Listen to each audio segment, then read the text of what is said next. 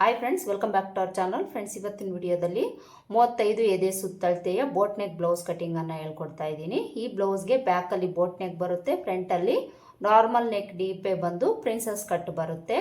ಈ ಬ್ಲೌಸ್ಗೆ ನಾವು ಯಾವೆಲ್ಲ ಮೆಜರ್ಮೆಂಟ್ಸ್ ಅನ್ನು ತಗೊಂಡು ಯಾವ ರೀತಿ ಕಟ್ ಮಾಡ್ಕೊಳ್ಬೇಕು ಅಂತ ಡೀಟೇಲ್ ಆಗಿ ತಿಳಿಸ್ಕೊಡ್ತೀನಿ. ವಿಡಿಯೋನ ಸ್ಕಿಪ್ ಮಾಡದೆ ಕೊನೆವರೆಗೂ ನೋಡಿ. ಇಲ್ಲಿ ನಾನು ಲೈನಿಂಗ್ ಅನ್ನು ತಗೊಂಡಿದ್ದೀನಿ. ಈ ಅಳತೆಗೆ ಲೈನಿಂಗ್ ನಾವು 1 ಮೀಟರ್ ಕ್ಲಾತ್ ತಗೊಳ್ಬೇಕು. ಹಾಗೇನೆ ಇಲ್ಲಿ ನಾನು ಸ್ಲೀವ್ಸ್ ಕಟಿಂಗ್ ಏನು ತೋರಿಸ್ತಾ ಇಲ್ಲ, ಬಾಡಿ ಪಾರ್ಟ್ಸ್ ಮಾತ್ರ ತೋರಿಸ್ತಾ ಇದ್ದೀನಿ. ಆಲ್ರೆಡಿ ತುಂಬ ವಿಡಿಯೋಸಲ್ಲಿ ಸ್ಲೀವ್ಸ್ ಕಟಿಂಗ್ ತೋರಿಸಿದ್ದೀನಿ. ನಾರ್ಮಲ್ ಬ್ಲೌಸಸ್ಗೆ ಯಾವ ರೀತಿ ನಾವು ಸ್ಲೀವ್ಸನ್ನು ಕಟ್ ಮಾಡ್ಕೊಳ್ತೀವೋ ಅದೇ ಥರನೇ ಸ್ಲೀವ್ಸ್ ಕಟ್ ಮಾಡ್ಕೊಳ್ಳೋದು, ಅದಕ್ಕೋಸ್ಕರ ತೋರಿಸ್ತಾ ಇಲ್ಲ. ಇಲ್ಲಿ ನಾವು ಬಾಡಿ ಪಾರ್ಟ್ಸ್ ಕಟ್ ಮಾಡ್ಕೊಳ್ಳೋದಕ್ಕೆ ಈ ಥರ 2 ಲೇಯರಲ್ಲಿ ನಾವು ಫ್ಯಾಬ್ರಿಕನ್ನು ಫೋಲ್ಡ್ ಮಾಡ್ಕೊಳ್ಬೇಕು. ಈ ಥರ ಫೋಲ್ಡ್ ಮಾಡಿಕೊಂಡು ಈ ಫೋಲ್ಡಿಂಗ್ ಪಾರ್ಟ್ ಏನಿದೆ ಇದು ನಮ್ಮ ಕಡೆ ಬರೋ ಥರ ಹಾಕ್ಕೊಳ್ಬೇಕು. ಒಂದು ವೇಳೆ ನೀವೇನಾದರೂ ಈ ಬೋಟ್ ನೆಕ್ ಬ್ಲೌಸ್ಗೆ ಬ್ಯಾಕ್ ಓಪನ್ ಕೊಡ್ತೀರಿ ಅನ್ನೋಂಗಿದ್ರೆ ಓಪನ್ ಪಾರ್ಟು ನಿಮ್ಮ ಕಡೆ ಬರೋ ಥರ ಹಾಕ್ಕೊಳ್ಬೋದು. ಇಲ್ಲಿ ನಾನು ಕ್ಲೋಸ್ ಕೊಡ್ತಾ ಇದ್ದೀನಿ, ಫ್ರಂಟಲ್ಲಿ ಓಪನ್ ಕೊಡ್ತಾ ಇದ್ದೀನಿ, ಅದಕ್ಕೋಸ್ಕರ ಕ್ಲೋಸ್ ಪಾರ್ಟು ನನ್ನ ಕಡೆ ಹಾಕ್ಕೊಂಡಿದ್ದೀನಿ. ಈ ಥರ ಹಾಕ್ಕೊಂಡು ಎಡ್ಜಸ್ ಏನಾದರೂ ಹೆಚ್ಚು ಕಡಿಮೆ ಇದೆಯಾ ಅಂತ ನೋಡಿಕೊಂಡು ಸ್ಟ್ರೈಟ್ ಆಗಿರೋ ಥರ ಒಂದು ಲೈನನ್ನು ಹಾಕ್ಕೊಳ್ಳಿ. ಇಲ್ಲಿ ನನಗೆ ಸ್ವಲ್ಪ ಹೆಚ್ಚು ಕಡಿಮೆ ಇದೆ, ಇಲ್ಲಿ ಸ್ಟ್ರೈಟ್ ಆಗಿರೋ ಥರ ಒಂದು ಲೈನ್ ಹಾಕ್ಕೊಳ್ತೀನಿ. ಈಗ ನಾವು ಮೊದಲಿಗೆ ಬ್ಲೌಸ್ ಲೆಂತನ್ನು ಮಾರ್ಕ್ ಮಾಡ್ಕೊಳ್ಳೋಣ. ಇಲ್ಲಿ ನಾನು ತಗೊಳ್ತಾ ಇರೋ ಬ್ಲೌಸ್ ಲೆಂತ್ ಬಂದು ರೆಡಿ 14 ಇಂಚು. ಇದಕ್ಕೆ ನಾವು ಮೇಲೆ ಕೆಳಗಡೆ ಮಾರ್ಜಿನ್ಗೋಸ್ಕರ 1 ಇಂಚು ಎಕ್ಸ್ಟ್ರಾ ತಗೊಂಡು 15 ಇಂಚಿಗೆ ಮಾರ್ಕ್ ಮಾಡ್ಕೊಳ್ಬೇಕು. ಮಾರ್ಕ್ ಮಾಡಿಕೊಂಡು ಇಲ್ಲಿ ಸ್ಟ್ರೈಟಾಗಿ ಒಂದು ಲೈನ್ ಹಾಕ್ಕೊಳ್ಬೇಕು. ಹಾಗೆಯೇ ಇಲ್ಲಿ ನಾವು ಶೋಲ್ಡರ್ ಮಾರ್ಜಿನ್ಗೆ 1/2 ಇಂಚು ತಗೊಂಡಿರ್ತೀವಿ ಅಲ್ವಾ, ಅಲ್ಲಿಗೂ ಸಹ ಒಂದು ಲೈನ್ ಹಾಕ್ಕೊಳ್ಬೇಕು. ಬ್ಲೌಸ್ ಲೆಂತ್ ಆಯಿತು. ಈಗ ಸೊಂಟದ ಲೂಸ್ ಮಾರ್ಕ್ ಮಾಡ್ಕೊಳ್ಬೇಕು. ಸೊಂಟದ ಲೂಸು ನಾನು ತಗೊಂಡಿರೋದು 29 ಇಂಚು. 29 ಇಂಚಲ್ಲಿ ನಾವು 4ನೇ ಭಾಗನ ತಗೊಂಡು ಮಾರ್ಕ್ ಮಾಡ್ಕೊಳ್ಬೇಕು. 29 ಇಂಚಲ್ಲಿ 4ನೇ ಭಾಗ ನಮಗೆ 7.25 ಇಂಚ್ ಬರುತ್ತೆ. 7.25 ಇಂಚಿಗೆ ಮಾರ್ಕ್ ಮಾಡಿಕೊಂಡು ಬ್ಯಾಕ್ ಡಾಟ್ಗೋಸ್ಕರ 1 ಇಂಚ್ ತಗೊಳ್ಬೇಕು. ಹಾಗೆಯೇ ಮಾರ್ಜಿನ್ಗೆ 2 ಇಂಚು ಎಕ್ಸ್ಟ್ರಾ ತಗೊಂಡು ಮಾರ್ಕ್ ಮಾಡ್ಕೊಳ್ಬೇಕು. ಈಗ ನಾವು ಶೋಲ್ಡರ್ ಮೆಜರ್ಮೆಂಟನ್ನು ಮಾರ್ಕ್ ಮಾಡ್ಕೊಳ್ಬೇಕು. ಇಲ್ಲಿ ನಾವು ಬೋಟ್ ನೆಕ್ ಕೊಡ್ತಾ ಇರೋದ್ರಿಂದ ಫುಲ್ ಶೋಲ್ಡರ್ ಮೆಜರ್ಮೆಂಟನ್ನು ತಗೊಳ್ಬೇಕು. ಫುಲ್ ಶೋಲ್ಡರ್ ಮೆಜರ್ಮೆಂಟು ಈ ಅಳತೆಗೆ 14 ಇಂಚ್ ಇರುತ್ತೆ. ಒಂದು ವೇಳೆ ನಿಮಗೆ ಡೌಟ್ ಇದ್ದರೆ ಕಸ್ಟಮರ್ ಹತ್ರ ನೀವು ಫುಲ್ ಶೋಲ್ಡರ್ ಮೆಜರ್ಮೆಂಟನ್ನು ತಗೊಳ್ಳಿ.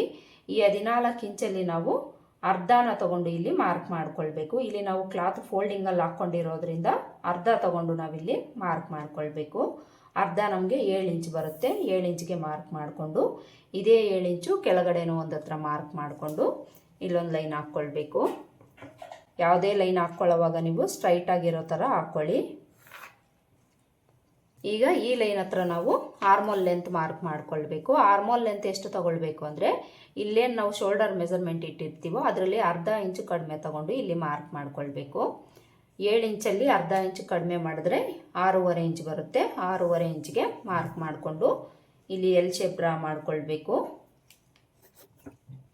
ಈ ಥರ ಎಲ್ ಶೇಪ್ ಡ್ರಾ ಮಾಡಿಕೊಂಡು ಈ ಲೈನ್ ಹತ್ರ ನಾವು ಚೆಸ್ಟ್ ಲೂಸ್ ಮಾರ್ಕ್ ಮಾಡ್ಕೊಳ್ಬೇಕು. ಚೆಸ್ಟ್ ಲೂಸ್ ನಮಗೆ 35 ಇಂಚ್ ಇದೆಯಲ್ವಾ, ಇದರಲ್ಲಿ ನಾವು 4ನೇ ಭಾಗನ ತಗೊಂಡು ಮಾರ್ಕ್ ಮಾಡ್ಕೊಳ್ಬೇಕು. 4ನೇ ಭಾಗ ನಮಗೆ 8.25 ಇಂಚ್ ಬರುತ್ತೆ. 8.25 ಇಂಚಿಗೆ ಮಾರ್ಕ್ ಮಾಡಿಕೊಂಡು ಅಲ್ಲಿಂದ ಮಾರ್ಜಿನ್ಗೆ 2 ಇಂಚ್ ಎಕ್ಸ್ಟ್ರಾ ತಗೊಂಡು ಸೊಂಟದ ಅಳತೆಗೆ ಜಾಯಿಂಟ್ ಮಾಡ್ಕೊಳ್ಬೇಕು.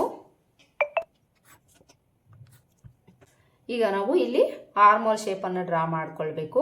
ಆರ್ಮೋಲ್ ಶೇಪ್ ಡ್ರಾ ಮಾಡ್ಕೊಳ್ಳೋದಕ್ಕೆ ನಾವು ಇಲ್ಲಿ ಒಂದು 1/4 ಇಂಚಷ್ಟು ಒಳಗಡೆ ತಗೊಳ್ಬೇಕು.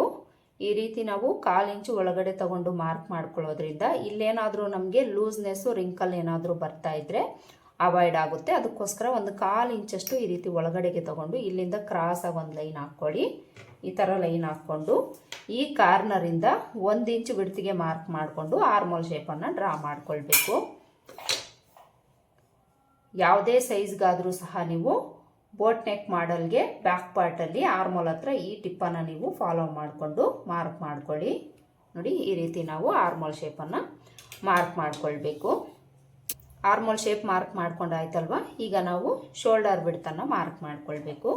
ಶೋಲ್ಡರ್ ಬಿಡ್ತು ಕಸ್ಟಮರ್ ಚಾಯ್ಸ್ ಆಗಿರುತ್ತೆ. ಕಡಿಮೆ ಬೇಕು ಅಂದರೂ ಇಟ್ಕೊಳ್ಬೋದು, ಜಾಸ್ತಿ ಬೇಕು ಅಂದರೂ ಇಟ್ಕೊಳ್ಬೋದು. ಕಸ್ಟಮರ್ ಹತ್ರ ಕೇಳಿ ನೀವು ಶೋಲ್ಡರ್ ಬಿಡ್ತನ್ನು ಇಟ್ಕೊಳ್ಳಿ.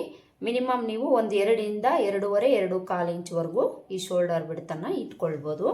ಇಲ್ಲಿ ನಾನು ಒಂದು 2.25 ಇಂಚ್ ಇಡ್ತಾ ಇದ್ದೀನಿ. 2.25 ಇಂಚು ಬಿಡ್ತು ಬೇಕು ಅಂದರೆ ಇದಕ್ಕೆ ನಾವು 3/4 ಇಂಚ್ ಆ್ಯಡ್ ಮಾಡಿಕೊಂಡು ಮಾರ್ಕ್ ಮಾಡ್ಕೊಳ್ಬೇಕು. 2.25ಗೆ 3/4 ಇಂಚ್ ಆ್ಯಡ್ ಮಾಡಿಕೊಂಡ್ರೆ 3 ಇಂಚ್ ಬರುತ್ತೆ. 3 ಇಂಚಿಗೆ ನಾವಿಲ್ಲಿ ಮಾರ್ಕ್ ಮಾಡ್ಕೊಳ್ಬೇಕು. ಇನ್ನು ನಮಗೆ ಉಳಿದಿರೋದು ನೆಕ್ ವಿಡ್ತ್ಗೆ 4 ಇಂಚು. ಇದೇ 4 ಇಂಚು ಕೆಳಗಡೆನೂ ಒಂದು ಹತ್ರ ಮಾರ್ಕ್ ಮಾಡಿಕೊಂಡು ಒಂದು ಲೈನ್ ಹಾಕ್ಕೊಳ್ಳಿ. ಈಗ ನಾವು ನೆಕ್ ಲೆಂತನ್ನು ಮಾರ್ಕ್ ಮಾಡ್ಕೊಳ್ಬೇಕು. ನೆಕ್ ಲೆಂತು ಅಷ್ಟೇ ಕಸ್ಟಮರ್ ಚಾಯ್ಸ್ ಆಗಿರುತ್ತೆ. ಬೋಟ್ ನೆಕ್ ಅಂದರೆ ನಾರ್ಮಲ್ ಆಗಿ 3 ಇಲ್ಲ 3.5 4 ಇಂಚ್ವರೆಗೂ ಇಟ್ಕೊಳ್ಬೋದು. ಇಲ್ಲಿ ನಾನು 3 ಇಂಚ್ ಮಾತ್ರ ಇಡ್ತಾ ಇದ್ದೀನಿ. ನಿಮಗೆ ಬೇಕು ಅಂದರೆ 3.5 ಇಲ್ಲ 4.5 ಇಂಚ್ವರೆಗೂ ಇಟ್ಕೊಳ್ಬೋದು. ನೀವು ಬ್ಯಾಕಲ್ಲಿ ಏನಾದರೂ ಡಿಸೈನ್ ಕೊಡ್ತೀರಿ ಅನ್ನೋಂಗಿದ್ರೆ ಸ್ವಲ್ಪ ಮೇಲಕ್ಕೆ ಮಾರ್ಕ್ ಮಾಡಿಕೊಂಡು ಕೆಳಗಡೆಗೆ ಡಿಸೈನನ್ನು ಇಟ್ಕೊಳ್ಳಿ. ಇಲ್ಲಿ ನಾನು ಬ್ಯಾಕಲ್ಲಿ ಯಾವುದೇ ಥರ ಡಿಸೈನ್ ಇಡ್ತಾ ಇಲ್ಲ, ಬೋಟ್ ನೆಕ್ ಮಾತ್ರ ಕೊಡ್ತಾ ಇದ್ದೀನಿ ಅಷ್ಟೇ. ಬ್ಯಾಕಲ್ಲಿ ನಾನು ಯಾವುದೇ ಥರ ಡಿಸೈನನ್ನು ಕೊಡ್ತಾ ಇಲ್ಲ. ಈ ಥರ ಒಂದು ಬಾಕ್ಸ್ ಡ್ರಾ ಮಾಡಿಕೊಂಡು ಇಲ್ಲಿ ನಾವು ಬೋಟ್ ನೆಕ್ ಶೇಪನ್ನು ಡ್ರಾ ಮಾಡ್ಕೊಳ್ಬೇಕು. ಈ ಥರ ಕರ್ವ್ ಸ್ಕೇಲ್ ಇಟ್ಕೊಂಡು ಮಾರ್ಕ್ ಮಾಡ್ಕೊಳ್ಳಿ. ಇಲ್ಲಿ ನಾವು ಬೋಟ್ ನೆಕ್ ಶೇಪು ಮಾರ್ಕ್ ಮಾಡ್ಕೊಂಡಾಯಿತು. ಇಲ್ಲಿಂದ ನಿಮಗೆ ಕೆಳಗಡೆ ಡಿಸೈನ್ ಏನಾದರೂ ಬೇಕು ಅಂದರೆ ನೆಕ್ ಲೆಂತನ್ನು ಮಾರ್ಕ್ ಮಾಡಿಕೊಂಡು ಯಾವ ಡಿಸೈನ್ ಬೇಕೋ ಅದನ್ನು ನೀವು ಇಟ್ಕೊಳ್ಬೋದು. ತುಂಬ ವಿಡಿಯೋಸಲ್ಲಿ ನಾನು ತೋರಿಸಿದ್ದೀನಿ ಯಾವ ರೀತಿ ನಾವು ಡಿಸೈನ್ಗೆ ಮಾರ್ಕ್ ಮಾಡ್ಕೊಳ್ಬೇಕು ಅಂತೇಳ್ಬಿಟ್ಟು. ಈಗ ನಾವು ಈ ಶೋಲ್ಡರ್ ಹತ್ರ ಆರ್ಮೋಲ್ ಕಡೆಗೆ ಈ ರೀತಿ ಅರ್ಧ ಇಂಚು ಡೌನ್ ಮಾಡಿಕೊಂಡು ಮಾರ್ಕ್ ಮಾಡ್ಕೊಳ್ಬೇಕು. ಡೀಪ್ ನೆಕ್ ಬ್ಲೌಸ್ಗಾದರೆ ನಾವು ನೆಕ್ ಕಡೆಗೆ ಡೌನ್ ಮಾಡ್ಕೊಳ್ತೀವಿ. ಬೋಟ್ ನೆಕ್ ಬ್ಲೌಸ್ಗೆ ಆರ್ಮೋಲ್ ಕಡೆಗೆ ನಾವು ಡೌನ್ ಮಾಡ್ಕೊಳ್ಬೇಕು. ಈಗ ನಾವು ಆರ್ಮೋಲ್ ಲೂಸ್ ಒಂದ್ಸಲ ಚೆಕ್ ಮಾಡ್ಕೊಳ್ಬೇಕು. ಆರ್ಮೋಲ್ ಲೂಸ್ ಇವರಿಗೆ ಫುಲ್ ರೌಂಡ್ ಬಂದು 15.5 ಇಂಚು. 15.5 ಇಂಚಲ್ಲಿ ಅರ್ಧ ನಮಗೆ ಇಲ್ಲಿ ಬಂದಿದೆಯಾ ಇಲ್ವಾ ಅಂತ ನಾವು ಚೆಕ್ ಮಾಡ್ಕೊಳ್ಬೇಕು. 15.5 ಇಂಚಲ್ಲಿ ಅರ್ಧ ನಮಗೆ 7.25 ಇಂಚ್ ಬರುತ್ತೆ. ಇಲ್ಲಿ ನಮಗೆ 7.25 ಇಂಚು ಇದೆಯಾ ಇಲ್ವಾ ಅಂತ ಒಂದ್ಸಲ ನಾವು ಚೆಕ್ ಮಾಡ್ಕೊಳ್ಬೇಕು. ನೋಡಿ ಈ ರೀತಿ ಚೆಕ್ ಮಾಡ್ಕೊಳ್ಳಿ. ನೋಡಿ ಇಲ್ಲಿ ಕರೆಕ್ಟಾಗಿ ಬಂದಿದೆ, ಯಾವುದೇ ಥರ ನಮಗೆ ಹೆಚ್ಚು ಕಡಿಮೆ ಅನ್ನೋದು ಬಂದಿಲ್ಲ.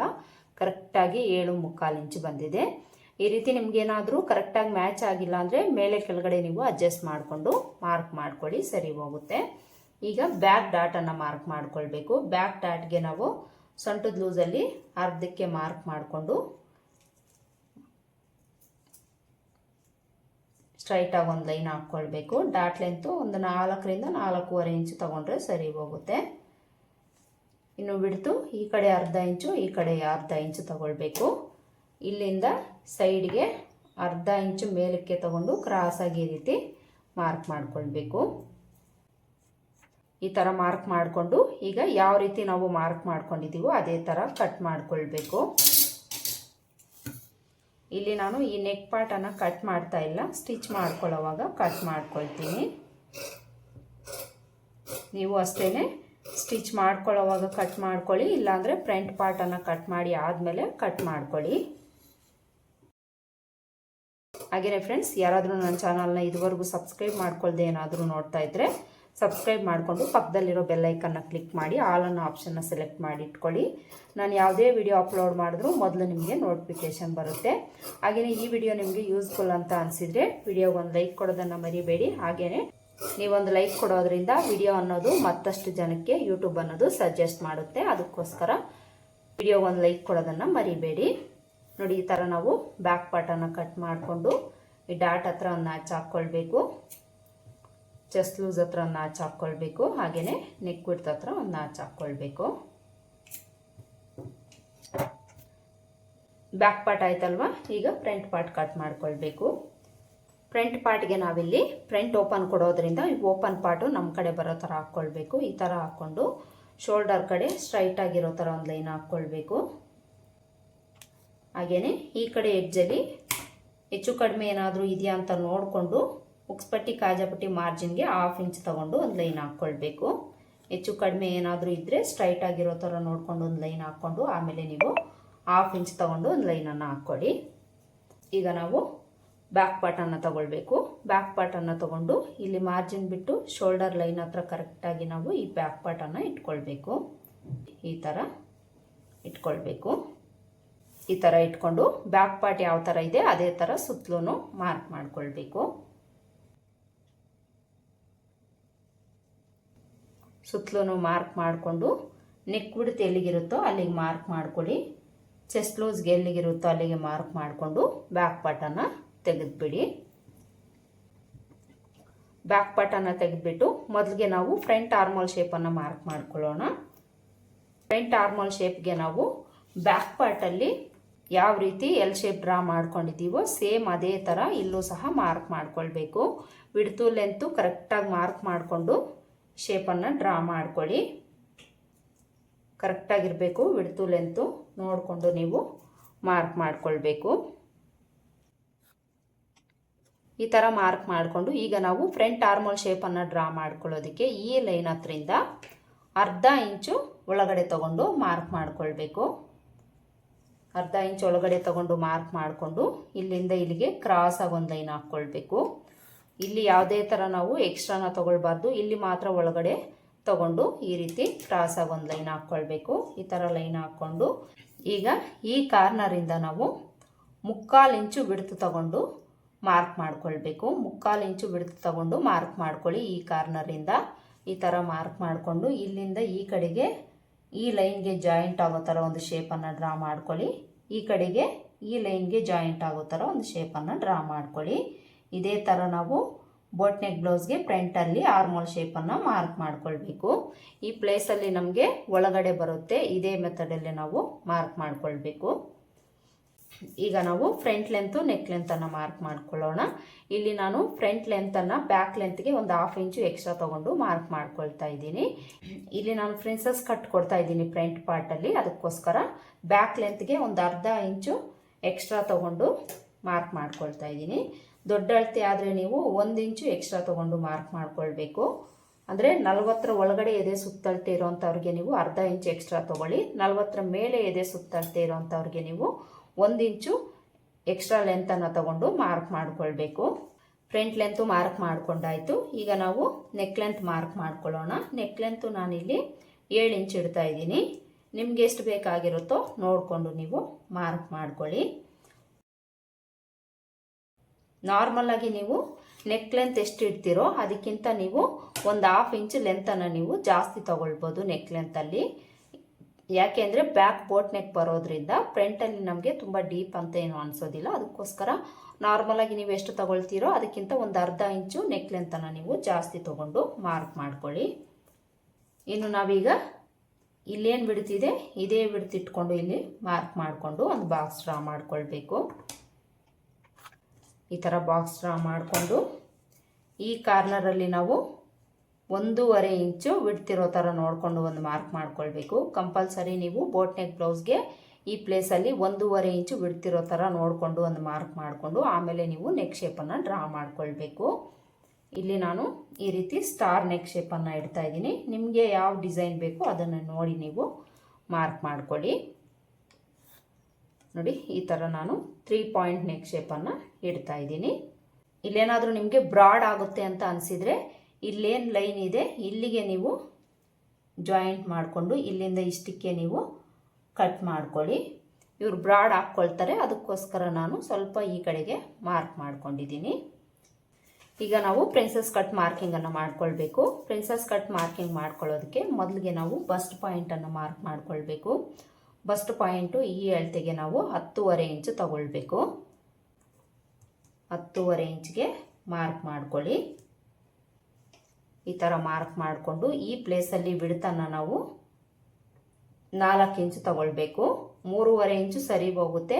ಇಲ್ಲಿ ಪ್ರಿನ್ಸಸ್ ಕಟ್ಟಲ್ಲಿ ನಮಗೆ 1/2 ಇಂಚು ಸ್ಟಿಚಿಂಗಲ್ಲಿ ಹೋಗೋದ್ರಿಂದ 4 ಇಂಚು ಬಿಡ್ತು ತಗೊಂಡು ಮಾರ್ಕ್ ಮಾಡ್ಕೊಳ್ಬೇಕು. ಹಾಗೆಯೇ ಕೆಳಗಡೆ ಇಲ್ಲೇನು ಬಿಡ್ತಿಟ್ಟಿದ್ದೀವೋ ಅದರಲ್ಲಿ ಅರ್ಧ ಇಂಚು ಕಡಿಮೆ ತಗೊಂಡು ಇಲ್ಲಿ ಮಾರ್ಕ್ ಮಾಡ್ಕೊಳ್ಬೇಕು. ಮಾರ್ಕ್ ಮಾಡಿಕೊಂಡು ಇಲ್ಲಿಂದ ಇಲ್ಲಿಗೆ ಜಾಯಿಂಟ್ ಮಾಡ್ಕೊಳ್ಬೇಕು. ಈಗ ಇಲ್ಲಿ ನಾವು ಈ ಥರ ಮಾರ್ಕ್ ಮಾಡಿಕೊಂಡು ಈಗ ಇಲ್ಲಿ ನಾವು ಡಾಟ್ ಬಿಡ್ತ್ ಏನು ಇಡ್ತೀವೋ ಆ ಬಿಡ್ತನ್ನು ಮಾರ್ಕ್ ಮಾಡ್ಕೊಳ್ಬೇಕು. ಈ ಬಸ್ಟ್ ಪಾಯಿಂಟ್ ಹತ್ರ ನಮಗೆ ಟೈಟು ಲೂಸ್ ಆಗಬಾರ್ದು ಅಂದರೆ ಚೆಸ್ಟ್ ಲೂಸ್ ಬೇಸ್ ಮೇಲೆ ನಾವು ಡಾಟ್ ಬಿಡ್ತನ್ನು ಇಡ್ತೀವಿ ಅಲ್ವಾ, ಅದೇ ಬಿಡ್ತು ತಗೊಂಡು ಇಲ್ಲಿ ನಾವು ಮಾರ್ಕ್ ಮಾಡ್ಕೊಳ್ಬೇಕು. ಪ್ರಿನ್ಸಸ್ ಕಟ್ ಆಗಲಿ ಅಥವಾ ಡಾಟ್ಸ್ ಬ್ಲೌಸ್ ಆಗಲಿ ಮೇಯ್ನ್ ಡಾಟ್ ಬಿಡ್ತನ್ನು ನಾವು ಎಷ್ಟು ತಗೊಳ್ತೀವೋ ಅದೇ ಬಿಡ್ತು ಪ್ರಿನ್ಸಸ್ ಕಟ್ಗೂ ತಗೊಳ್ಬೇಕು. ಹಾಗೆಯೇ ಡಾಟ್ಸ್ ಬ್ಲೌಸ್ಗೂ ಸಹ ತಗೊಳ್ಬೇಕಾಗುತ್ತೆ. ಆಗಲೇ ನಮಗೆ ಕಪ್ ಸೈಜ್ ಅನ್ನೋದು ಕರೆಕ್ಟಾಗಿ ಬರುತ್ತೆ. ಇಲ್ಲಿ ಈ ಅಳತೆಗೆ ನಾನು ಈ ಬಿಡ್ತು 2.25 ಇಂಚು ತಗೊಳ್ತಾ ಇದ್ದೀನಿ. ಸ್ವಲ್ಪ ನಿಮಗೆ ಚೆಸ್ಟ್ ಭಾಗ ಜಾಸ್ತಿ ಇದೆ ಅಂದರೆ 2.5 ಇಂಚು ತಗೊಳ್ಳಿ.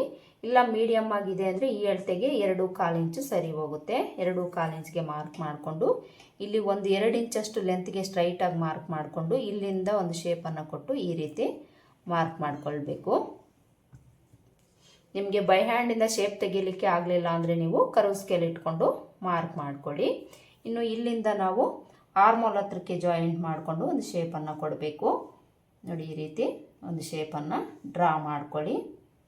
ಇಲ್ಲೂ ಅಷ್ಟೇ, ನೀವು ಬೈ ಹ್ಯಾಂಡಿಂದ ಮಾರ್ಕ್ ಮಾಡ್ಕೊಳ್ಳೋದಕ್ಕೆ ಆಗಲಿಲ್ಲ ಅಂದರೆ ಕರ್ವ್ ಸ್ಕೇಲ್ ಇಟ್ಕೊಂಡು ಮಾರ್ಕ್ ಮಾಡ್ಕೊಳ್ಳಿ. ಈಗ ಇಲ್ಲಿಂದ ಒಂದು ಸ್ವಲ್ಪ ಅಂದರೆ 1/4 ಇಂಚಷ್ಟು ಈ ಕಡೆಗೆ ಈ ರೀತಿ ಮಾರ್ಕ್ ಮಾಡ್ಕೊಳ್ಬೇಕು. ಈ 1/4 ಇಂಚ್ ಬಿಡ್ತು ಏನಿದೆ ಇದನ್ನು ನಾವು ಕಟ್ ಮಾಡಿ ತೆಗಿಬೇಕು. ಇಲ್ಲೇನಾದರೂ ನಮಗೆ ಲೂಸ್ನೆಸ್ ಬರ್ತಾ ಇದ್ದರೆ ಇದನ್ನು ಕಟ್ ಮಾಡಿ ತೆಗೆಯೋದ್ರಿಂದ ನಮಗೆ ಅವಾಯ್ಡ್ ಆಗುತ್ತೆ. ಬ್ಲೌಸ್ಗಾದರೆ ನಾವು ಡಾಟನ್ನು ಹಿಡಿತೀವಲ್ವ, ಸೇಮ್ ಅದೇ ಮೆಥಡಲ್ಲಿ ಈ ಪೀಸನ್ನು ನಾವು ಒಂಚೂರು ಕಟ್ ಮಾಡಿ ತೆಗಿಬೇಕು.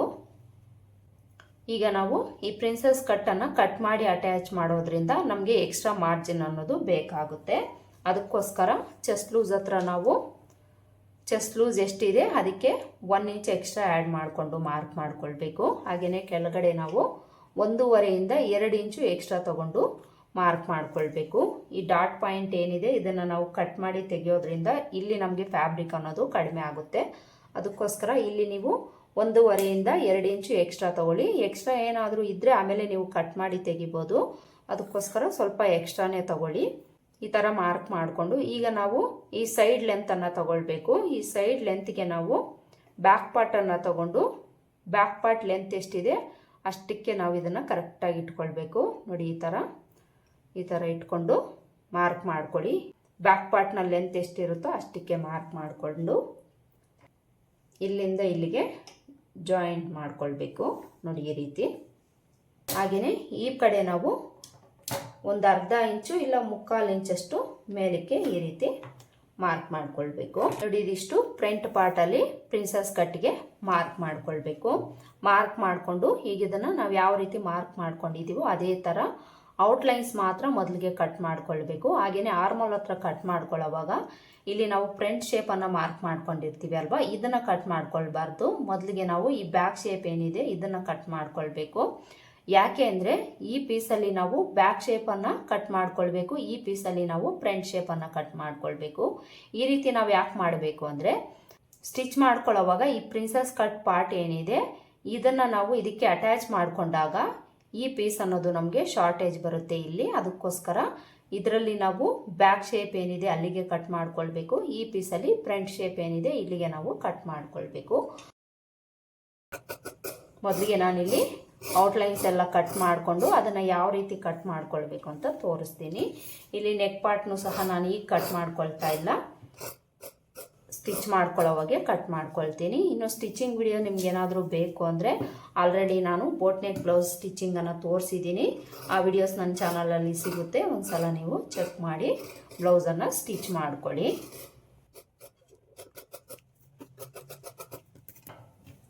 ನೋಡಿ ಈ ಥರ ನಾವು ಔಟ್ಲೈನ್ಸನ್ನು ಕಟ್ ಮಾಡ್ಕೊಳ್ಬೇಕು. ಈ ಪ್ಲೇಸಲ್ಲಿ ನಾನು ಬ್ಯಾಕ್ ಶೇಪನ್ನು ಕಟ್ ಮಾಡ್ಕೊಂಡಿದ್ದೀನಿ. ಈಗ ಈ ಪ್ರಿನ್ಸಸ್ ಕಟ್ ಪಾರ್ಟನ್ನು ಕಟ್ ಮಾಡ್ಕೊಳ್ಬೇಕು. ಇಲ್ಲಿಂದ ನಾವು ಈ ಥರ ಮೊದಲಿಗೆ ಈ ಶೇಪನ್ನು ಕಟ್ ಮಾಡ್ಕೊಳ್ಬೇಕು. ಈ ಥರ ಪ್ರಿನ್ಸಸ್ ಕಟ್ ಪಾರ್ಟನ್ನು ಕಟ್ ಮಾಡಿಕೊಂಡು ಈ ಪಾರ್ಟಲ್ಲಿ ಈ ಫ್ರಂಟ್ ಶೇಪ್ ಏನಿದೆ ಇದನ್ನು ನಾವು ಕಟ್ ಮಾಡ್ಕೊಳ್ಬೇಕು. ಕಟ್ ಮಾಡಿಕೊಂಡು ಬಸ್ಟ್ ಪಾಯಿಂಟ್ ಹತ್ರ ನಾಚ್ ಹಾಕ್ಕೊಳ್ಳಿ. ಹಾಗೆಯೇ ಈ ಪೀಸಲ್ಲಿ ಇಲ್ಲಿ ನಾವು ಯಾವುದೇ ಥರ ಶೇಪನ್ನು ತೆಗಿಬಾರ್ದು. ಇಲ್ಲಿಂದ ಈ 1/4 ಇಂಚ್ ಏನು ಎಕ್ಸ್ಟ್ರಾ ಬಿಟ್ಟಿದ್ದೀವೋ ಇದನ್ನು ಕಟ್ ಮಾಡಿ ತೆಗಿಬೇಕು. ಹಾಗೆಯೇ ಈ ಡಾಟ್ ಪಾಯಿಂಟ್ ಏನಿದೆ ಇದನ್ನು ಕಟ್ ಮಾಡಿ ತೆಗಿಬೇಕು. ಈ ಬಸ್ಟ್ ಪಾಯಿಂಟ್ ಹತ್ರ ಇದರಲ್ಲೂ ಸಹ ನಾಚ್ ಹಾಕ್ಕೊಳ್ಳಿ. ನೋಡಿ ಪ್ರಿನ್ಸಸ್ ಕಟ್ ಪಾರ್ಟ್ ಅನ್ನೋದು ನಮಗೆ ಈ ಥರ ಬರುತ್ತೆ. ಇದನ್ನು ನಾವು ಇದಕ್ಕೆ ಅಟ್ಯಾಚ್ ಮಾಡಿಕೊಂಡಾಗ ಕಂಪಲ್ಸರಿ ಯಾವುದೇ ಸೈಜ್ಗಾಗಲಿ ಎಷ್ಟೇ ಎಕ್ಸ್ಪೀರಿಯನ್ಸ್ ಇರೋರು ಕಟ್ ಮಾಡಿದ್ರೂ ಸಹ ಈ ಪೀಸ್ ಅನ್ನೋದು ಇದಕ್ಕೆ ಅಟ್ಯಾಚ್ ಮಾಡಿಕೊಂಡಾಗ ಈ ಪ್ಲೇಸಲ್ಲಿ ಶಾರ್ಟೇಜ್ ಅನ್ನೋದು ಬರುತ್ತೆ. ಅದಕ್ಕೋಸ್ಕರ ಈ ಪೀಸಲ್ಲಿ ನೀವು ಬ್ಯಾಕ್ ಶೇಪನ್ನು ಕಟ್ ಮಾಡ್ಕೊಳ್ಳಿ. ಅಟ್ಯಾಚ್ ಮಾಡ್ಕೊಂಡಾಗೆ ಶೇಪ್ ಅನ್ನೋದು ನಮಗೆ ನೋಡಿ ಕರೆಕ್ಟಾಗಿ ಬರುತ್ತೆ. ಯಾವುದೇ ಥರ ನಮಗೆ ಹೆಚ್ಚು ಕಡಿಮೆ ಅನ್ನೋದು ಬರೋದಿಲ್ಲ. ಒಂದು ವೇಳೆ ನಿಮಗೆ ಹೆಚ್ಚಾಗಿ ಏನಾದರೂ ಬಂತು ಅಂದರೆ ಕಟ್ ಮಾಡಿ ನೀವು ತೆಗಿಬೋದು. ಕಡಿಮೆ ಆಗಿದೆ ಅಂದರೆ ನಾವು ಅಡ್ಜಸ್ಟ್ ಮಾಡ್ಕೊಳ್ಳೋದಕ್ಕೆ ಆಗೋದಿಲ್ಲ. ಅದಕ್ಕೋಸ್ಕರ ಪ್ರಿನ್ಸಸ್ ಕಟ್ಟಲ್ಲಿ ನೀವು ಈ ಟಿಪ್ಪನ್ನು ಫಾಲೋ ಮಾಡ್ಕೊಳ್ಳಿ. ಇನ್ನು ಈ ನೆಕ್ ಪಾರ್ಟನ್ನು ನಾನು ಸ್ಟಿಚ್ ಮಾಡ್ಕೊಳ್ಳೋವಾಗೆ ಕಟ್ ಮಾಡ್ಕೊಳ್ತೀನಿ. ನೋಡಿದ್ರಲ್ಲ, ಫ್ರಂಟ್ ಪಾರ್ಟಲ್ಲಿ 35 ಎದೆ ಸುತ್ತಳತೆಗೆ ನಾವು ಫ್ರಂಟ್ ಪಾರ್ಟಲ್ಲಿ ಪ್ರಿನ್ಸಸ್ ಕಟ್ ಮಾರ್ಕಿಂಗನ್ನು ಯಾವ ರೀತಿ ಮಾಡಿಕೊಂಡು ಕಟ್ ಮಾಡ್ಕೊಳ್ಬೇಕು ಅಂತ ತೋರಿಸಿದ್ದೀನಿ. ಹಾಗೆಯೇ ಬ್ಯಾಕ್ ಪಾರ್ಟಲ್ಲಿ 35 ಎದೆ ಸುತ್ತಳತೆಗೆ ಶೋಲ್ಡರ್ ಮೆಜರ್ಮೆಂಟ್ ಆಗಲಿ ಆರ್ಮೋಲ್ ಲೆಂತ್ ಆಗಲಿ ಯಾವ ರೀತಿ ತಗೊಂಡು ನಾವು ಮಾರ್ಕ್ ಮಾಡಿಕೊಂಡು ಕಟ್ ಮಾಡ್ಕೊಳ್ಬೇಕು ಅಂತ ತೋರಿಸಿದ್ದೀನಿ. ಈ ಥರ ನಾವು ಲೈನಿಂಗನ್ನು ಕಟ್ ಮಾಡ್ಕೊಳ್ಬೇಕು. ಕಟ್ ಮಾಡಿಕೊಂಡು ಇದನ್ನು ಮೇನ್ ಫ್ಯಾಬ್ರಿಕ್ ಮೇಲೆ ಇಟ್ಕೊಂಡು ಸುತ್ತಲೂ ಒಂದು 1/2 ಇಂಚು ಎಕ್ಸ್ಟ್ರಾ ಕ್ಲಾತ್ ಇರೋ ಥರ ಮೈನ್ ಫ್ಯಾಬ್ರಿಕನ್ನು ಕಟ್ ಮಾಡ್ಕೊಳ್ಬೇಕು. ಇನ್ನು ಸ್ಲೀವ್ಸ್ ಕಟ್ಟಿಂಗನ್ನು ನಾನು ಏನು ತೋರಿಸ್ತಾ ಇಲ್ಲ, ಅಲ್ಲಿ ತುಂಬ ವಿಡಿಯೋಸಲ್ಲಿ ಸ್ಲೀವ್ಸ್ ಕಟ್ಟಿಂಗ್ ತೋರಿಸಿರೋದ್ರಿಂದ ತೋರಿಸ್ತಾ ಇಲ್ಲ.